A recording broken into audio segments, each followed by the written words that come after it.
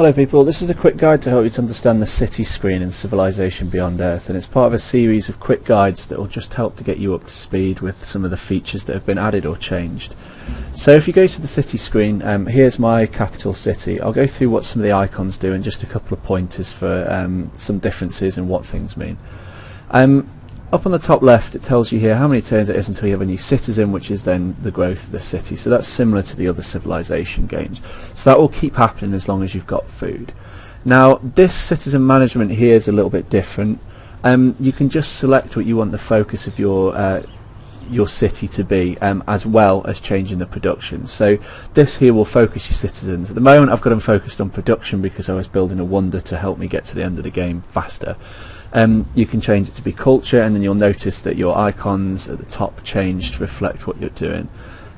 So if you focus on food, it will increase growth, energy will increase your energy production, science will increase that, and so on. So you can see that the values didn't change as we move through that. Here you've got a familiar civilization screen where you can choose to purchase land, and it will tell you what is being produced on each tile. This little icon here took me a while to figure out what this actually means, and it's just how much culture your city is producing.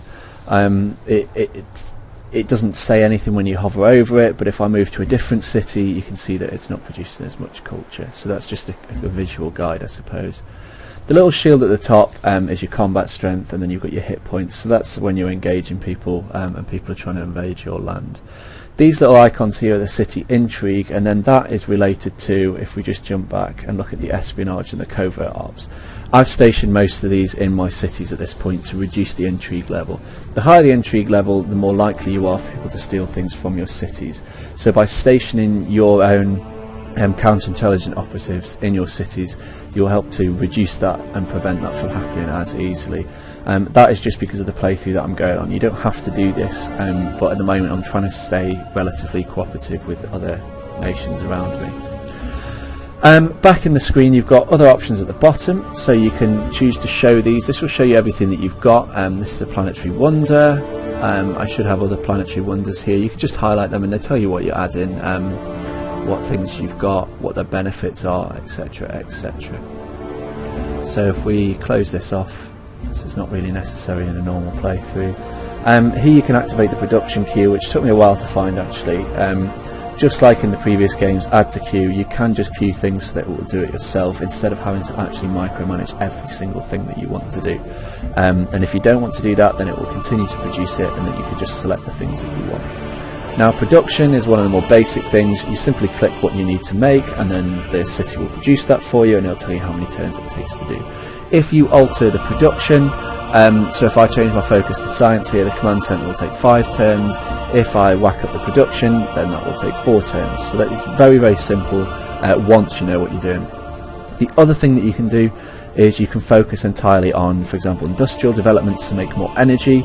You can focus on research to go towards research projects, social development for your culture, or agricultural development, which will help to grow the city a lot faster. So if you select any of these things, it will stop producing actual units or buildings, and it will change the production into that. You can choose to purchase things instead of producing them, and then you have your energy costs. So you need to try and make sure that you're building up energy each time, and I'll give you some tips and advice in another video on that.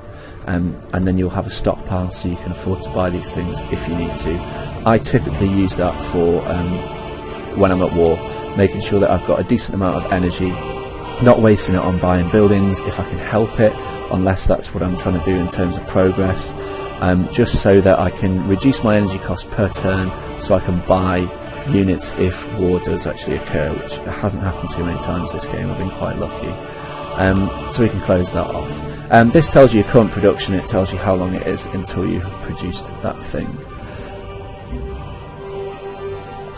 And you can scroll through your different cities by just choosing the arrows that you've got. Okay, so a couple of other things is this here means that you've got your connection with the capital, and it means that trade routes are set up. If you're looking at trade routes, that is an icon up the top here, so 3 of 3, so I'm available 3 trade routes, and it tells me where I'm going to and how many turns they're going to continue to do trade. I'll look at trade in a separate video. This tells you the health of your city and what it's contributing overall.